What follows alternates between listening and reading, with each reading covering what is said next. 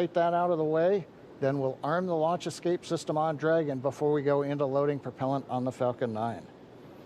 We're launching out of pad 39A, heading northeast out of the eastern range. The range continues to be go for launch. They're monitoring clearance area around the launch pad as well as the air and sea space around the flight corridor. Now the good news on the weather front, we have been given a new probability of violation of only 20%, or as the optimist would say, 80% chance of good weather.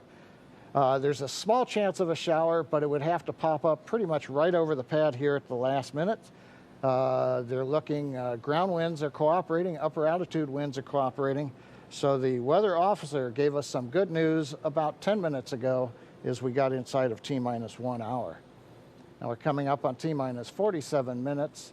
And the SpaceX team is finishing up their go, no go polls. We're waiting for a few more people to give the electronic thumbs up so that then the SpaceX launch director can check that item off and then proceed into the remainder of the countdown, which will include propellant loading at T-minus 35 minutes. Now we're coming up, so let's listen in for a moment to the countdown net.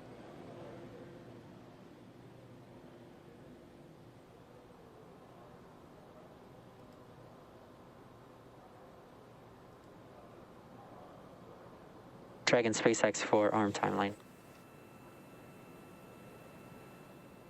And go ahead for the arm timeline. Yeah, we were just talking here about the tablet and how much time you'll have to put it away. Essentially, as soon as the T-minus 45 minute brief occurs, we're going to begin retracting the arm, and we'd like to be ready to arm the launch escape system immediately, as soon as that's complete. And Dragon copies, we will go ahead and take care of that now. Copy all, thank you.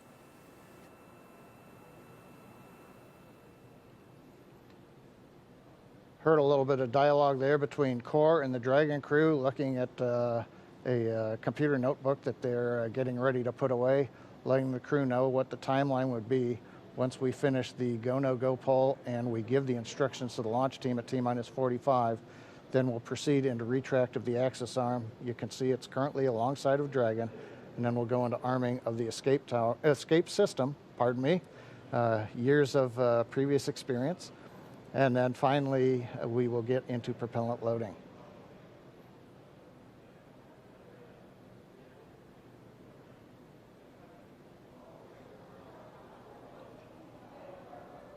Right now they're getting just the last thumbs up.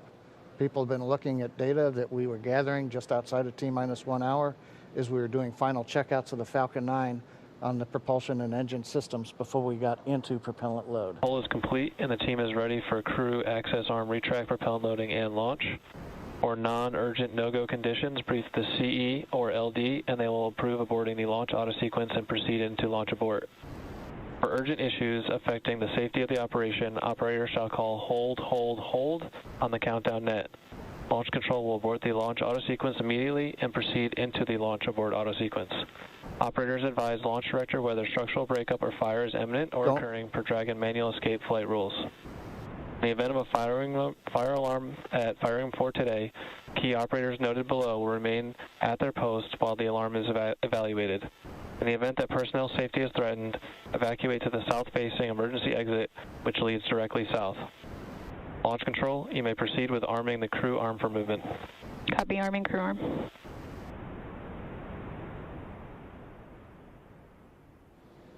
And there you've heard it, just inside 44 minutes, the SpaceX launch director has announced polls are complete. We're go to head into propellant load. The Dragon team is going to begin retract of the crew access arm. So Kate, with that, everything continuing to look good. We're right on time in the countdown. Thanks for that, John I. And it looks like the crew access arm has already begun to retract away. Just a beautiful sight. So this is one of the last major visual milestones that we have before launch. So the crew access arm now moving away, and we are T-minus 43 minutes and 15 seconds from launch. We're standing by as we wait for completion of the crew access retract. Shortly thereafter, we should hear the call out that the launch escape system is armed. And after that, we will hear that F9 prop loading has begun. And now, earlier this evening, we saw NASA astronauts Victor Glover, Mike Hopkins, Shannon Walker, and JAXA astronaut Soichi Noguchi suit up. That was about 3 hours ago. They made the drive out to Launch Complex 39A. Ingressed Crew Dragon about 2 hours ago, and the spacecraft hatch was closed a second time after and then they had a successful leak check. And again, we've just seen the crew access arm retract, and what we heard a few moments ago was that once this process is complete, they are going to go ahead and arm the launch escape system immediately. So we're going to wait to hear the call out that the crew access arm retraction is complete, and then we'll explain a little bit more about this launch escape system, what it is, why it's armed at this point, and why it's so significant.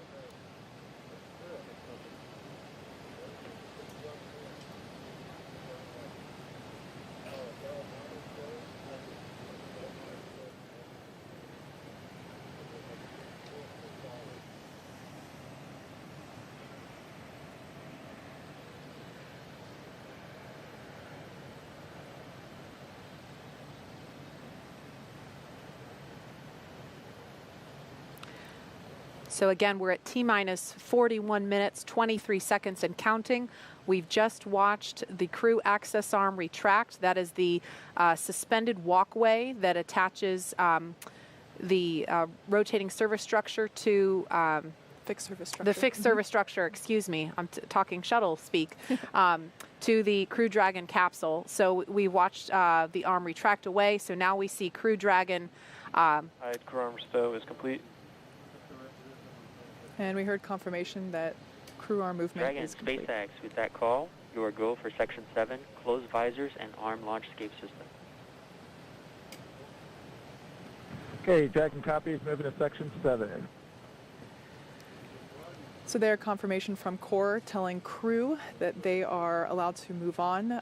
You hear us mention move on to Section 6, Section 7. That's simply making sure that everyone's on the same page in terms of which procedure we are now working toward. So that was just the Core, who is the person that is essentially the single voice communicating to the crew inside. Dragon, visors are closed. We are arming the launch escape system. Copy.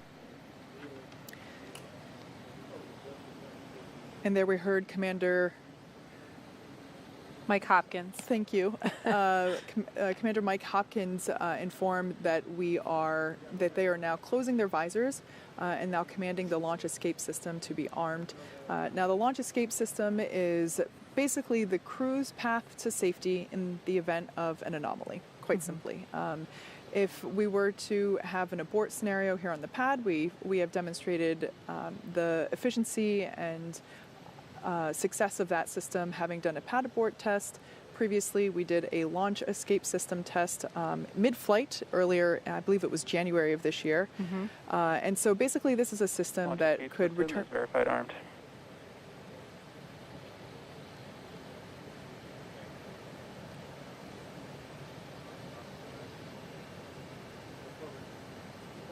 I only caught the tail end of that, but it sounded like the launch escape system is armed. So now the launch escape system is armed. Essentially, this is the system that all the way from now on the pad until they are in orbit, the crew would be able to escape safely in the event of an anomaly. That's why it is so important that we check the weather all around the world, really. It's not just the weather here at the Cape that we're looking at in order to determine if we're go or no go. It is the weather along that entire escape corridor. Right. And as Kate was mentioning, again, the launch escape system is armed. That has to happen before the SpaceX teams will proceed with fueling Falcon 9. And so that propellant loading process is set to begin at T-minus 35 minutes, so just a few minutes from now. And what that looks like Kate, you talked about the tests that were done. You did a pad abort test back in 2015. You did an in-flight abort test at the beginning of this year. And so what that looks like in action, if it were to happen, a pad abort test, or excuse me, a pad abort would be before liftoff at any point from propellant loading, which begins in just under 3 minutes now, until the moment of liftoff. If something were to go wrong and the crew were in danger, Crew Dragon can kind of act as a rocket on top of a rocket and propel itself off of Falcon 9 using its 8 built-in Super Draco thrusters, right? And so the idea is that if that happens, Crew Dragon would splash down off the coast, and then we would have a rescue scenario. Correct. And so we've rehearsed that ahead of time. We coordinate very closely, the NASA and SpaceX teams, with the Department of Defense Detachment 3 to prepare for a scenario such as that. We're also prepared for if there were to be a need for a launch escape after the point of liftoff, at any point from liftoff until they reach orbit, about roughly 12 minutes after liftoff. At any point in that sequence, Crew Dragon could still launch itself off of the Falcon 9 rocket. And in that scenario, Crew Dragon would splash down at some other location further downrange, farther away from Florida, obviously. And that's why the weather downrange is just as important as the weather around the pad for liftoff, because they're thinking about how are we going to rescue the crew if we get into a scenario like that. Exactly. So it's really complicated, but it is a system that we have spent a lot of time designing and testing, and it's definitely something to consider in terms of that weather criteria that we do look at. And so now at T-minus 36 minutes and 20 seconds, in just over a minute, we should be hearing that Falcon 9 is ready for propellant loading. That'll be with the RP-1, which is rocket grade kerosene, and then also simultaneously the liquid oxygen loading will begin.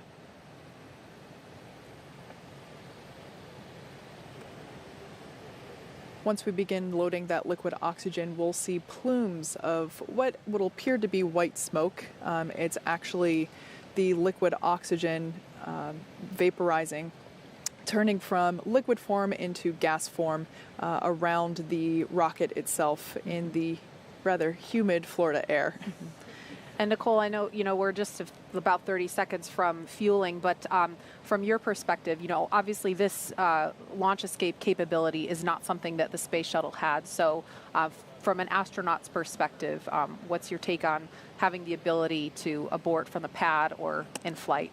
Yeah, I mean, it's awesome. It's what we need to be doing with our spacecraft. And I think anytime you can better ensure the survival of your crew in any situation during, launch and on the way to space, that's what we need to be doing. Launch auto sequence has started. Propellant load has started.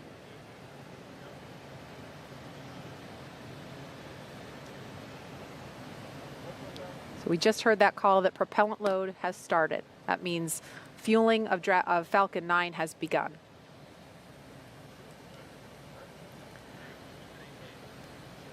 Okay, so we are now at T-minus 34 minutes, 34 seconds and counting. Fueling of Falcon 9 is underway. The launch escape system is armed. And again, today is the first in a series of 6-month missions for NASA's Commercial Crew Program. And the Dragon capsule was loaded with propellants about a week and a half ago, just a few miles down the road from us. Yeah, that's an area that we affectionately refer to as Dragonland. Yeah. Yep. And in order to fly, Dragon needs fuel and an oxidizer. So for the fuel we use, Kate, you're going to have to help me with these words. No I can't problem. pronounce them. Yeah, so it's monomethylhydrazine, or MMH, and nitrogen tetroxide, or tetroxide, for also known as NTO, for the oxidizer. These are two propellants, a fuel and an oxidizer, that when they come into contact, they combust instantaneously. So it's a great propellant to use in spaceflight because you don't need an ignition source. So we use those propellants to maneuver Dragon on orbit, and those propellants super power the Draco engines as well as the 8 Super Draco engines that would be utilized in the launch escape system in an abort scenario. And again, we want to be crystal clear. Now that fueling for Falcon 9 has started, that means that the 8 Super Draco engines built into Crew Dragon are ready, if needed, to launch the capsule away from the Falcon 9 rocket in an instant if there is any kind of emergency associated with the rocket or on the pad. Now let's go over to SpaceX headquarters in Hawthorne for an operations update. John? Well, we are counting down those final minutes, and everything is still looking good for Falcon 9 and Dragon for an on-time launch just under 33 minutes from now. As you heard, Falcon 9 began propellant loading right on time at T-minus 35 minutes. Now, the propellants that feed the Merlin engines that power Falcon 9 are 2 liquids. One liquid is the fuel, the other is an oxidizer. And that fuel is a refined form of kerosene, also referred to as RP1. Now, our oxidizer is densified liquid oxygen, also called LOX. Densified means it is kept much colder than typical for launch vehicles, and it takes up less volume.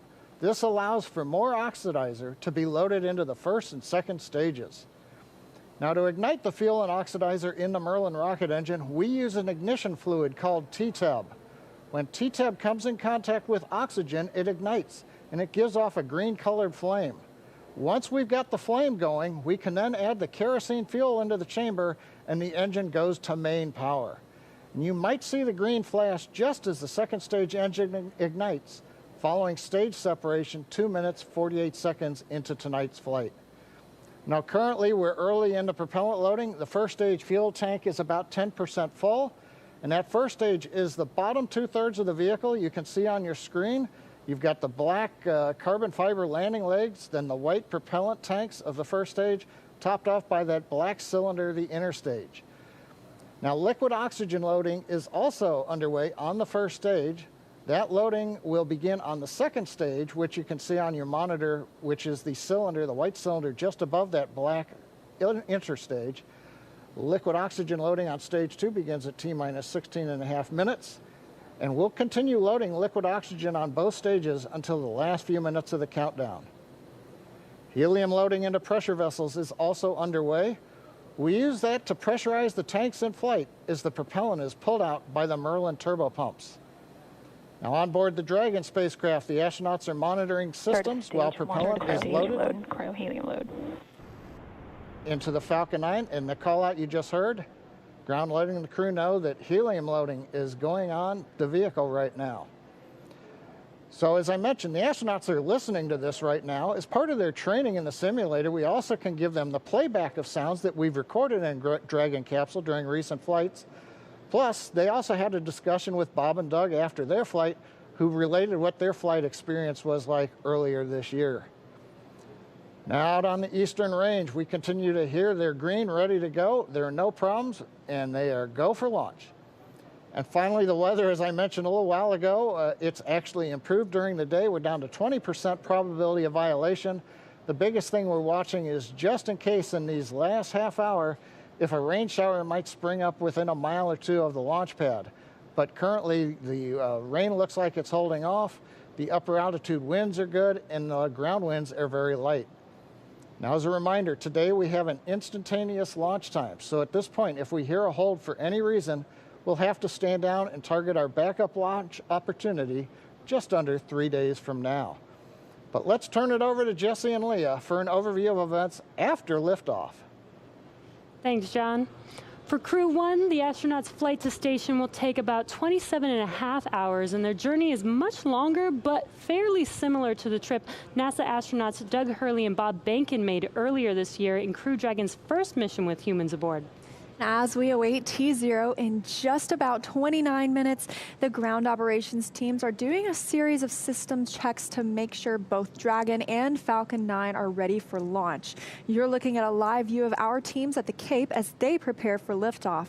Now, as we wait for the launch clock to hit 0, we wanted to give you an overview of what the ascent portion of the mission will look like. Once we hit T0 and a successful launch occurs, we will watch Falcon 9 and Dragon lift off from historic launch pad 39A and make their ascent.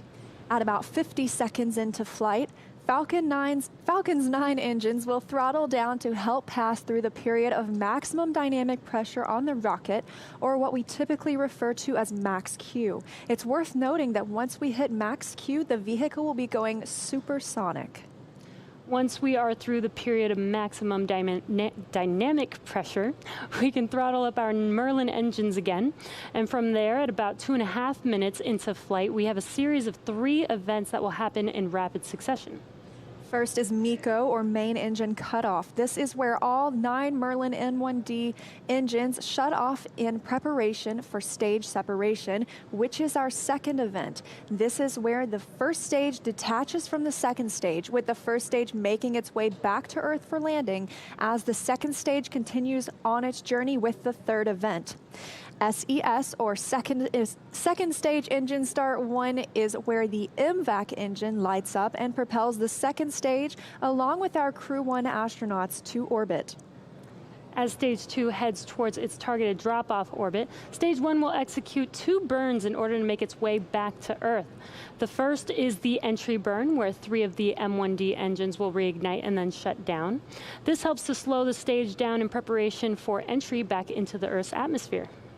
While the first stage is heading back to Earth, the second stage will cut off its 1 Merlin engine that was ignited right after stage separation.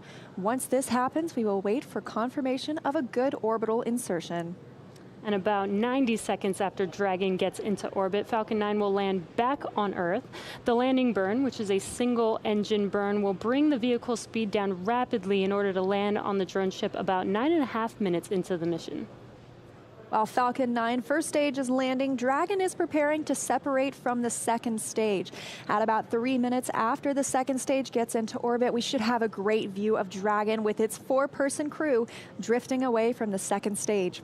Once Dragon is a short distance away, it will begin checking out its Draco maneuvering thrusters to make sure Dragon continues to increase separation distance from the second stage. It's worth noting that these are not the Super Draco engines that would be used during an abort scenario.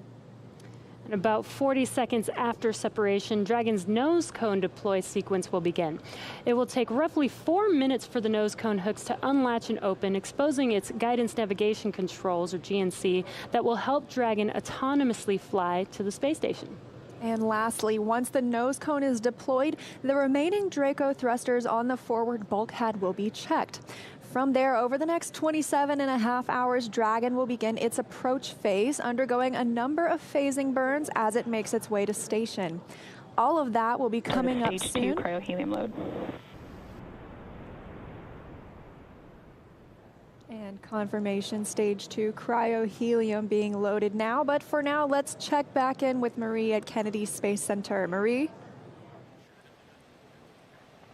All right, thank you, Leah. If you're just joining us, we are now at T-minus 25 minutes, 5 seconds and counting from the second astronaut launch from U.S. soil this year, and the first with 4 astronauts aboard Crew Dragon. We want to go over to NASA's Garvey McIntosh. She is standing by in Japan to speak live with the president of JAXA. Garvey, are you with us? Yes, I am. Thank you, Marie. Hello, I'm here in Tokyo, Japan. This is Garvey McIntosh, and I'm going to interview JAXA President, Dr. Hiroshi Yamakawa. Dr. Yamakawa, konnichiwa. Konnichiwa. Could you tell us about the partnership between JAXA and NASA? Oh, thank you very much for your question. The U.S. and Japan have built a close relationship in the aerospace field for more than 50 years. And NASA and JAXA have been collaborating in many fields, including earth science, space exploration, human space activities, and aeronautics. Astronaut Noguchi participates in the Crew 1 mission as the first foreign astronaut on board a U.S. commercial spacecraft. This shows a trust relationship between the two countries. We recognize that this mission is an important milestone toward future international space exploration, and we will firmly support him from the ground. Thank you very much. Could you tell us a little bit more about today's mission and what the mission represents for Noguchi-san? Well, as the first Japanese astronaut on board 3 different spacecraft, Space Shuttle, Soyuz, and Crew Dragon, I'm sure he will play an outstanding role based on past experiences. Experiments on the ISS are expected to contribute to the advancement of people's lives on Earth. Both protein crystal growth experiments in microgravity environment may lead to the development of new medicine. Japanese private companies are also getting to use the experiment module Kibo for the initiatives. We expect that we'll want the utilization of Kibo. Thank you. Thank you. And last question, looking a little bit towards the future, I know recently Japan, along with 7 other countries, including the United States, recently signed the Artemis Accords. Can you tell us a little bit more about the Artemis Accords and what that means for future space exploration? Well, last month in October, the Japanese government signed the Artemis Accords, representing the strong partnership as one of the first countries to join in the future international space exploration. Well, I think Japan has expertise in human and robotic space technologies accumulated through our experiences, TV, and Hayabusa 2. And we continue to move forward with technical considerations with NASA and other international partners. In addition to the field of human spaceflight, we will continue and deepen our cooperation with NASA and our international partners in order to explore the new era of space and contribution to our society on Earth. Thank you very much. Well, thank you very much. Arigatou gozaimashita. Thank you for your time this morning, and I'll pass it back to you, Tahira. Thank you, and back to you. All right, so we just took a look at numbers across all of our social channels, and there are over 500,000 people tuning into this broadcast right now. And the hashtag #LaunchAmerica is trending at number 20 on Twitter, last time we checked. And Marie, Kate, Nicole, I've got some great photos rolling in, and I have a few that I just have to share right now.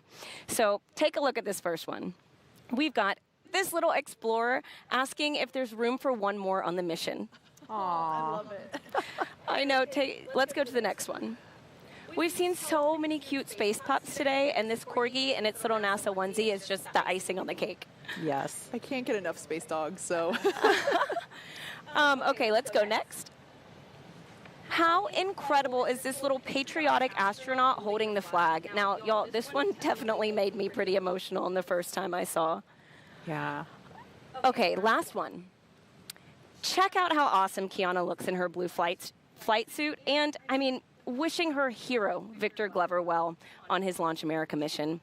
So you've seen it there, and for those of you at home, thank you for sharing a piece of what this mission means to you with us. And in these final moments, let's check in with Shaniqua at Mission Control in Houston. Shaniqua, what's the latest?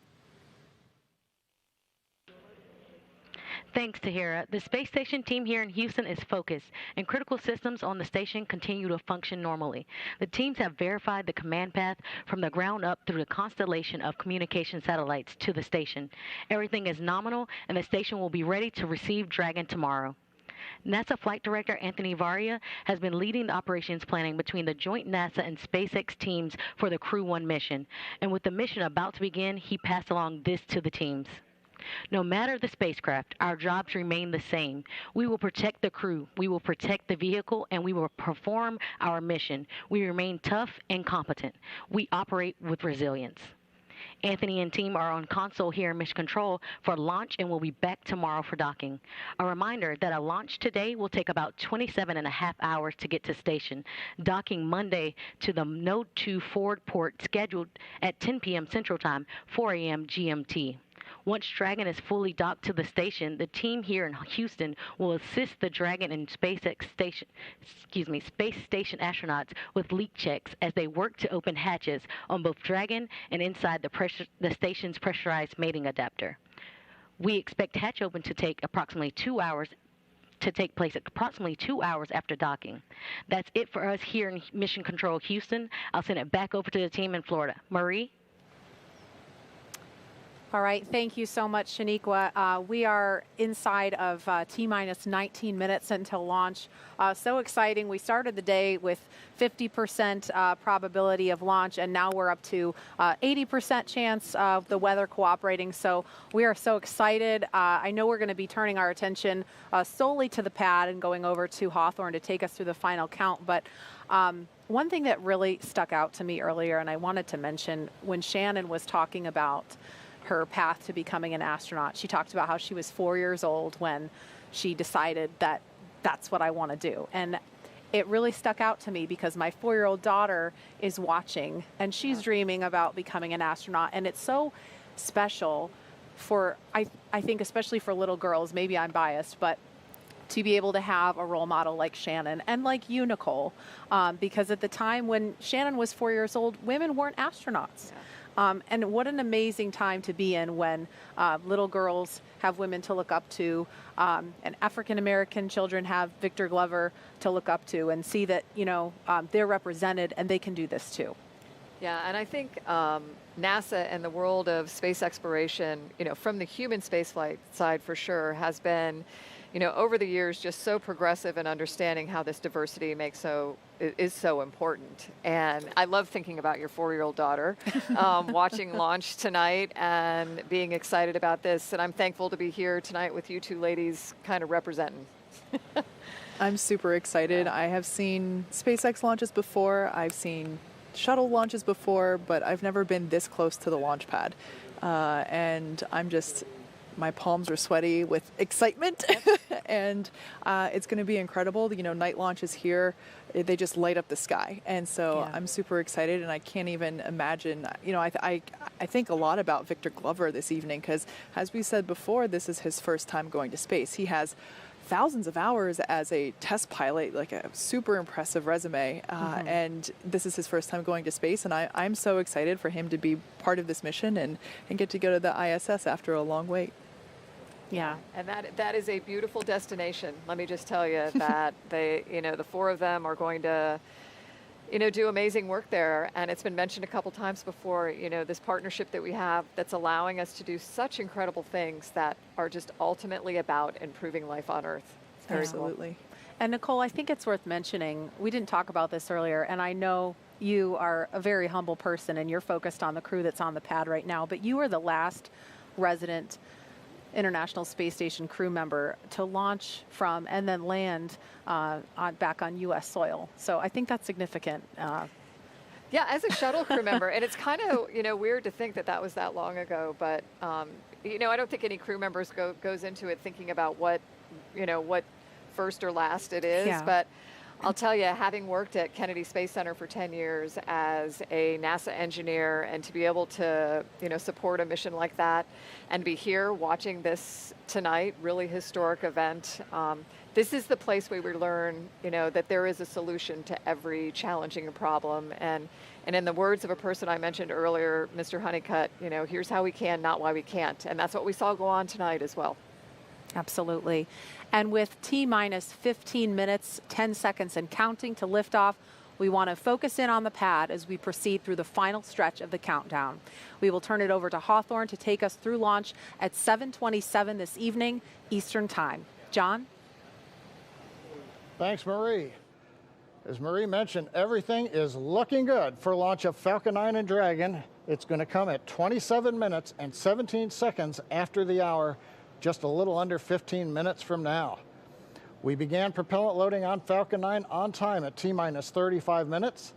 You may have heard earlier the call out, the fuel is completely loaded on the second stage, so the RP1 kerosene fuel is complete.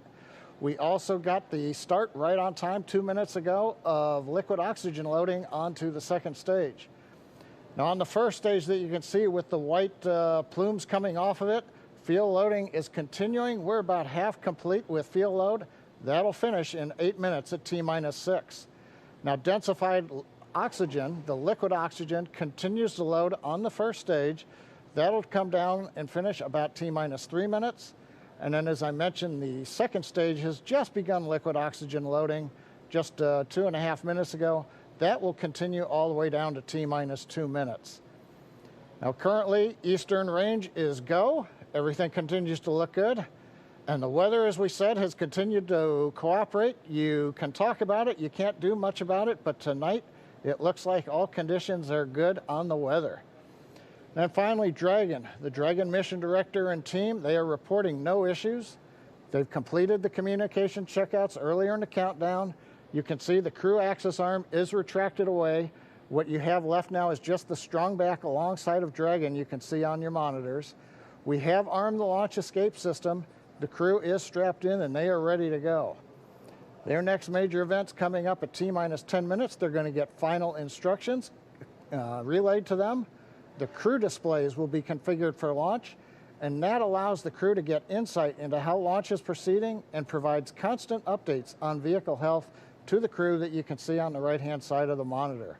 The crew will also at that time close their visors in preparation for launch.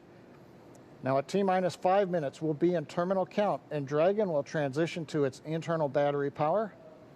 We'll hear continued callouts on the countdown net as we get close to 0 and to liftoff. But right now, 12.5 minutes to go, everything looking good.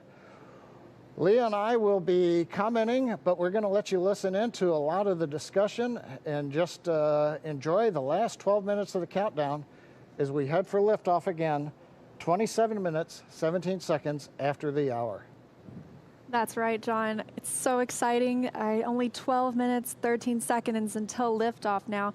And just some things that you can look for, especially upon ascent. You'll be hearing some performance calls as we get into the final countdown and then after liftoff. These are SpaceX flight controllers. They're reporting the trajectory, the speed, the booster performance, and some of the key milestones for Falcon 9 and Crew Dragon on the way uphill. It's about a 9-minute ride to orbit, and a few minutes after that is when we'll see Crew Dragon separate from the second stage and begin flying free on its own.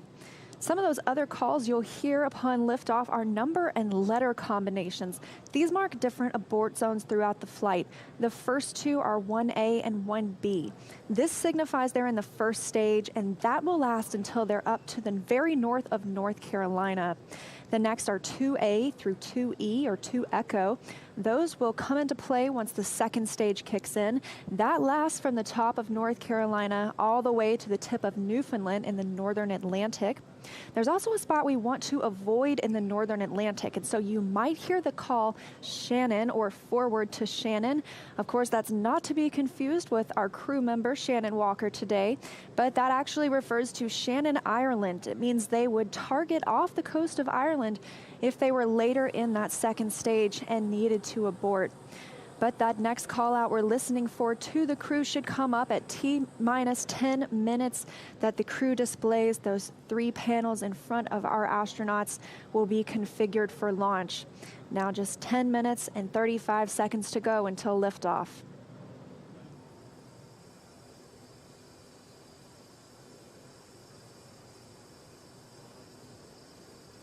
Also, as John and I mentioned, that stage 2 fuel load is complete. Stage 1 is at about 90%. Liquid oxygen load on the second stage is about 40%, and on the first stage, about 85%.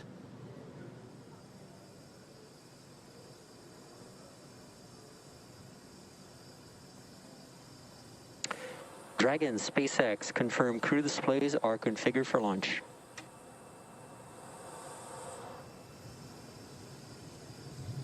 And SpaceX, this is Dragon. Displays are configured for launch. Copy, Resilience. We're honored to have you as our crew as we begin operational missions to the ISS. Have an amazing trip and know that we are all for one. Thanks, Jay. And to all the people at NASA and SpaceX, by working together through these difficult times, you've inspired the nation, the world, and in no small part, the name of this incredible vehicle, Resilience. And now it's time for us to do our part, Crew One for all. Copy all. Thanks, Hopper. That was the voice of Commander Mike Hopkins confirming those crew displays are configured. And that T-minus 10 minutes was another check for the Falcon 9 launch commit criteria. It was checked by some computers. It was the last check of a wide variety of the Falcon system data to make sure we are go. From here on, we continue to count down until T-minus 7 minutes when the pre-valves open.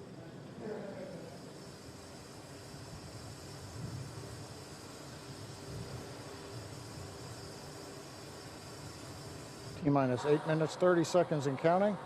As Liam mentioned, the next major event at T-minus 7 minutes, we will open the pre-valves. Currently, the Merlin engines on the first stage are isolated by valves that are between the propellant tanks and with the Merlin engines. We'll open the pre-valves. That'll allow us to begin passing a small amount of liquid oxygen through the inlet of the turbo pumps. That'll chill them down to get them ready for when we bring the pumps up to full speed at T-minus 2 seconds. We want to make sure that the pumps are chilled so that there's not any opportunity for the liquid oxygen to possibly get in contact with a warm pump and turn into gas, something you want to avoid on a turbo pump. 7 minutes and 40 seconds now to lift off. We're still watching those fuel levels tick up, and in the first stage, we're almost at 100% of that densified kerosene. As we mentioned, second stage is full. First stage fueling should be complete for that RP1 at about T-minus 6 minutes.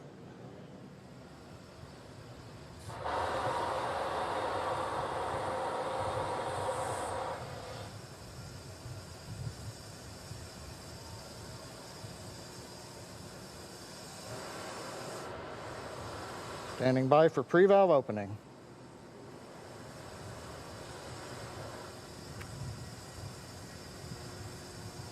Stage 1 engine chill has started. And there's the call out. Stage 1 engine chill has started. Indicates that we are opening the pre-valves. Liquid oxygen now beginning to flow slowly through the turbo pumps on the Merlin 1D first stage engines. Next call out should be in about 30 seconds from now. We'll be looking for stage 1 RP load complete. That's the densified kerosene, that fuel on the first stage, already full on the second stage, and we'll still be loading liquid oxygen up until about 2 minutes prior to liftoff on the second stage.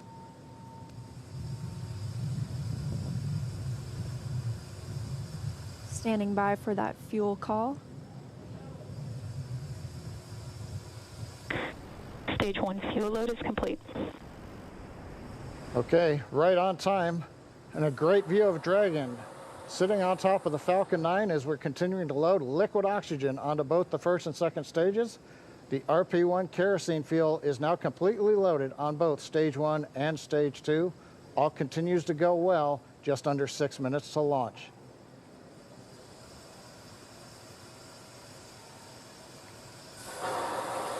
In about 30 seconds, we'll enter terminal count, and Dragon's onboard computers will take control of the vehicle. Both fuel on first and second stage is complete, and liquid oxygen loading continues with the second stage at about 80%, first stage at 95%. Something else you might notice is water rushing the pad shortly before liftoff. That's to suppress the sound and keep any sound from imparting a load on Crew Dragon as it prepares to lift off. Dragon is in configure for terminal count. Dragon is on internal power. Falcon 9 propellant tanks are pressurizing for strongback retract. Good confirmation that Dragon is on internal power. And now we'll be looking for a major milestone before we launch today. That'll be the strongback retract. John, you want to tell us a little bit more about that? Leah, if we get a close-up of the Dragon at second stage. Strongback is retracting. We've heard the call out, strongback retracting. That's a two-step sequence. First, there are clamp arms around the very top of the second stage. You can see one of them just above the gaseous oxygen vapors coming out of the second stage. Those arms will open up, and then just inside of T-minus 4 minutes, once the arms are released, will begin to retract the strong back alongside the vehicle. It'll move back 2 degrees in position, and by about T-minus 3.5 minutes, we ought to be finished with that. The strong back will retract to 45 degrees away from the rocket once we hit T0 as part of the liftoff sequence.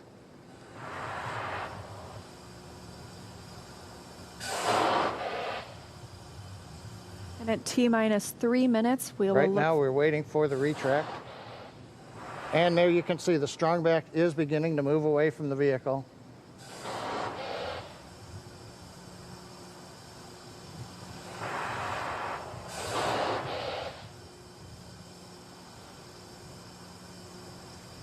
And it looks like we are just about into the required pre-launch position, just a couple degrees away from the Falcon 9 and the Dragon capsule. But right now, T-minus 3 minutes, 8 seconds, everything continues to be go on Dragon and Falcon 9.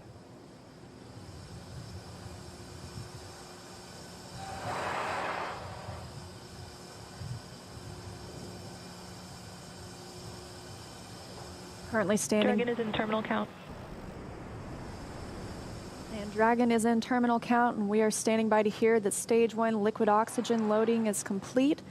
Stage 1 LOX load is complete. And there we have it, and Stage 2 should finish shortly after at about 2 minutes prior to liftoff. So now the last major event is finished liquid oxygen loading on Stage 2. It wraps up at about T-minus 2 minutes. Then at about T-minus a minute and a half, we have to drain back and vent down the liquid line that goes up the strong back alongside the Falcon 9. If you see a large white cloud about midway down around the rocket, that's normal. That's again just the gaseous oxygen hitting the warm, moist Florida air.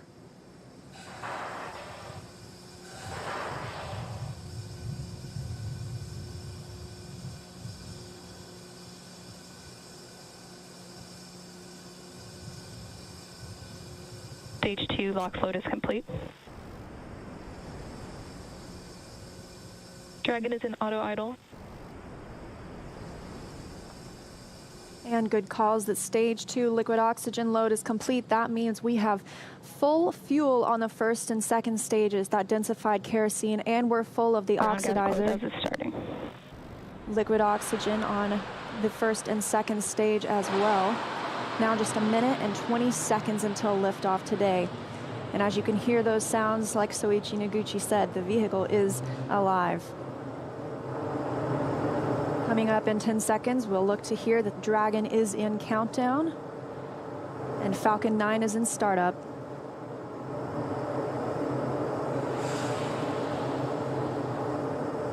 Dragon is in countdown. FTS is armed. Falcon 9 is in startup and is now controlling. 50 seconds now until liftoff. That FTS you heard is flight termination. Dragon, SpaceX, go for launch. SpaceX, this is Resilient. Roger, go. Go for launch, and at 37 seconds, the International Space Station flying over Kennedy Space Center. All for one, crew one for all. Crew Dragon poised to go catch it.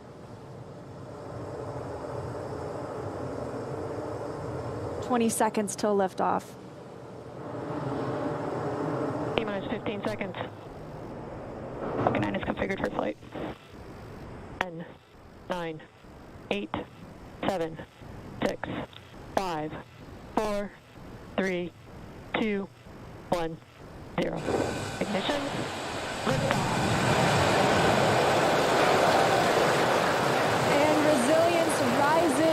Not even gravity contains humanity when we explore as one for all.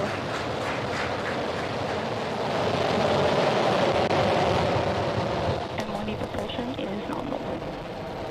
That's the word we want to hear. Stage 1 propulsion is nominal.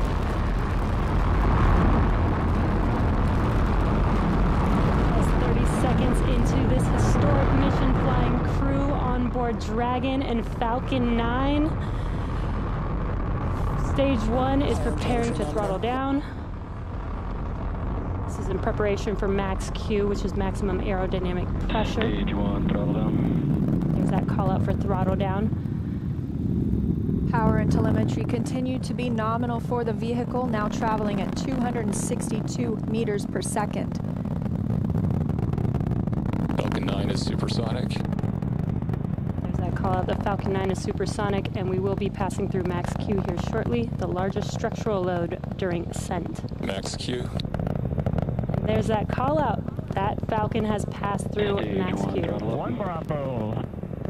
And we've just entered Stage 1 Bravo abort mode. That's going to take them through the end of the first stage burning just before second stage activates off the coast of North Carolina.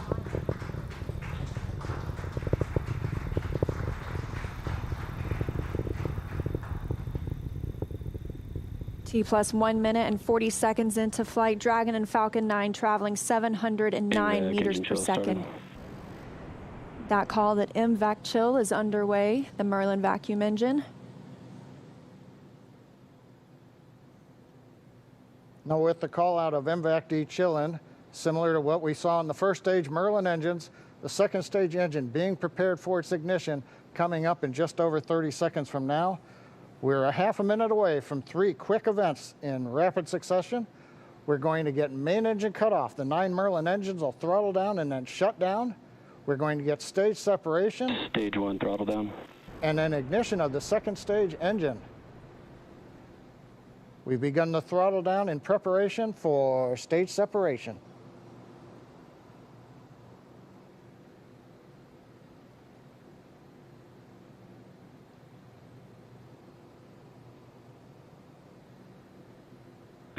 And we have 2 Alpha. Stage separation confirmed.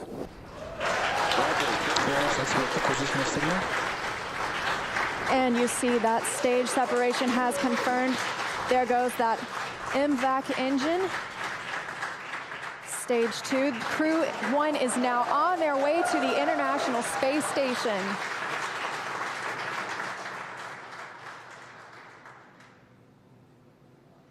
On the right side of your screen, you see Stage 2 continuing to burn. Over on the left-hand side is Stage 1 preparing for its return to Earth. Currently on the left side, you can't make out much. It's a couple hours after sunset in Florida, but the grid fins have deployed on the first stage. The first stage is now unpowered, but with the velocity it had, it continues to coast up to an apogee before it begins to descend back into Earth's atmosphere. Now, as we watch, maybe we'll see the lights of Florida or the eastern seaboard in the background, but otherwise there's not going to be much to see. On the right-hand side, Dragon, SpaceX, trajectory nominal. You can hear the call out. Trajectory is nominal. Nominal trajectory. And we've heard the call out Bermuda. That means Bermuda ground station has the signals from the second stage of the Dragon and Falcon 9. We're still continuing as Stage 2 burns to listen for those abort zones. We are now in 2A through 2E to Echo, taking us up over the northern Atlantic.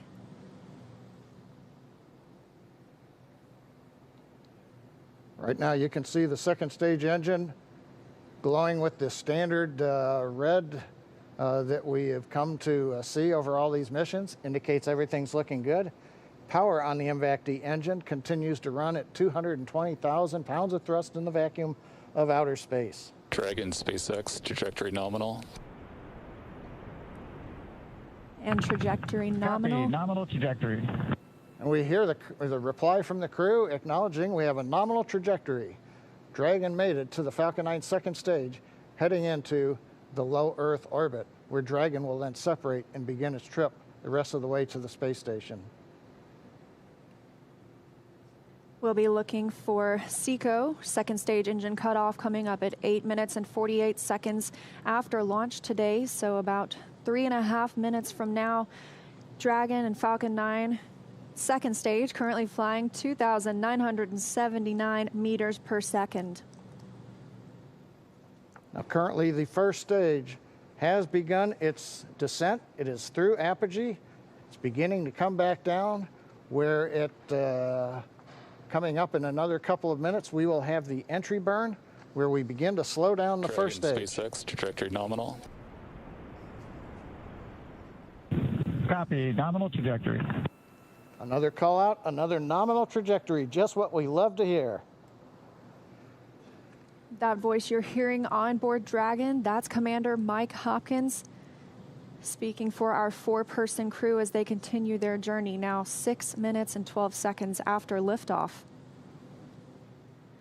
Trajectory still nominal. And Leah, you can see on the indicator altitude, 201 kilometers. We're now beginning to essentially level out and pick up velocity to get us into low Earth orbit.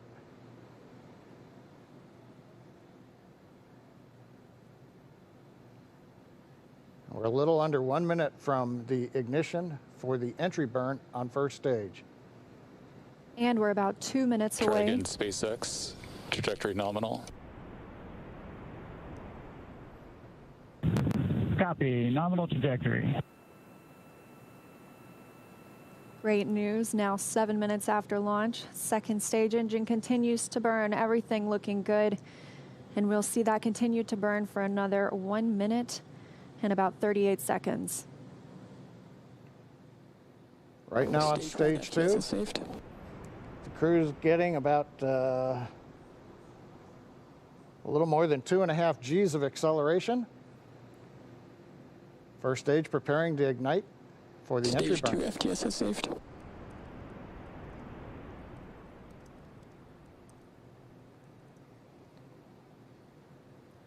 And we've got ignition of the entry burn, center engine, followed by the other 2 restart engines.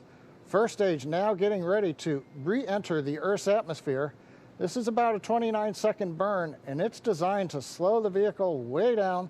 We're going to shed about 70% of the velocity of that dropping first stage by the time this landing burn completes.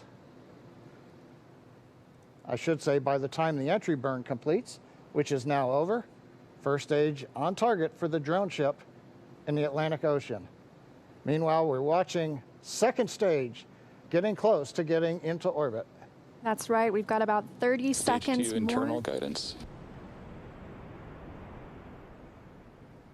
And now just about 20 seconds more of stage 2 continuing to burn until we see second stage engine cutoff, or SECO.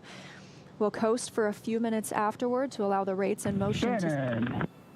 Roger, Shannon. There's that call for Shannon. That's Shannon, Ireland, an abort zone, but it looks like we continue smoothly to orbit today.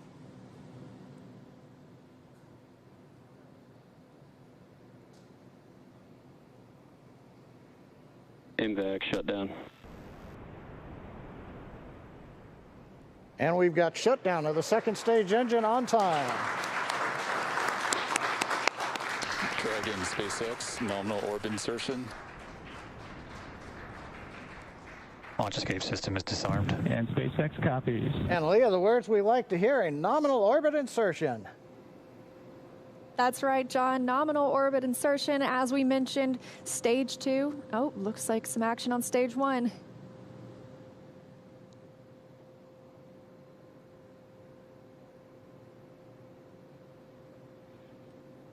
And I believe we've had a touchdown on the drone ship. We've got stage 1 has touched down on the drone ship in the Atlantic Ocean. But now the more important news, second stage is in orbit, right where we want, right on time. And we're getting ready for our next major activity, which will be Dragon spacecraft separation. Now, currently on the second stage, we are essentially venting pressure, purging the engine out, making sure everything is quiet in preparation. Take a look. That's inside Crew Dragon right now. Our Crew 1 crew now coasting in low Earth orbit, still attached to that second stage. In just a couple of minutes, we should see that second stage separate, and Crew Dragon will be flying free. Leah, the mission timer shows 90 seconds to Dragon separation. Currently, Dragon is flying at 27,000 kilometers an hour.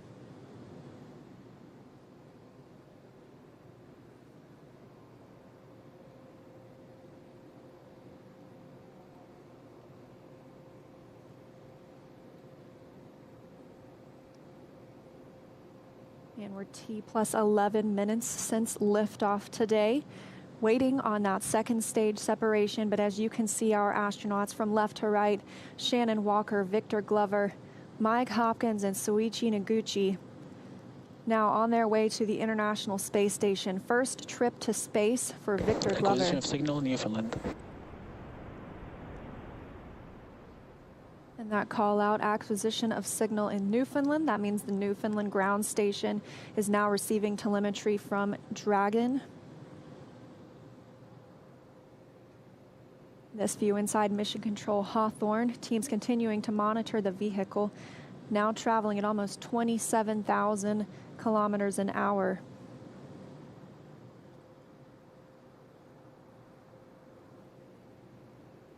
Ten seconds to Dragon separation.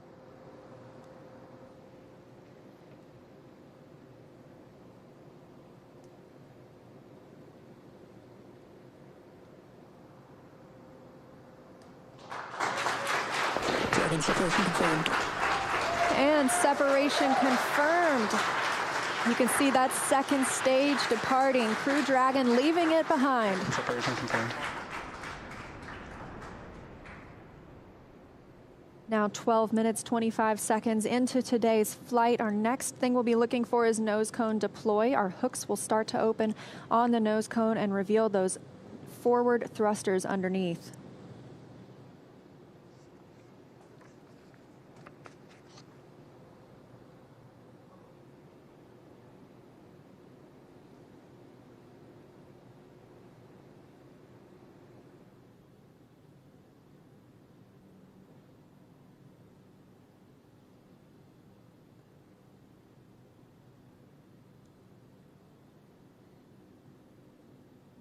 "13 minutes into today's mission. The view on the right-hand side of your screen coming from Crew Dragon. We had that short look at the second stage as it departed. That second stage will burn up upon re-entry into Earth's atmosphere.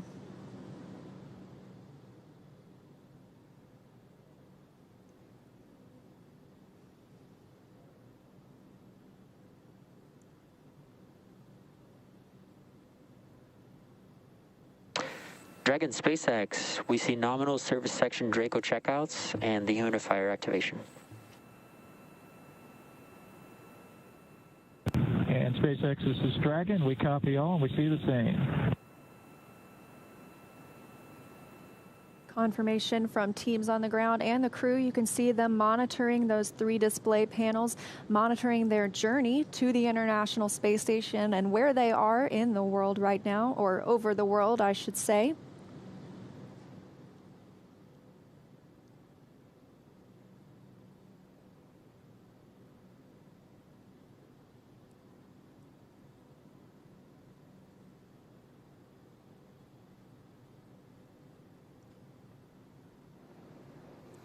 Well, we're in 14 minutes, 25 seconds since it was a great liftoff.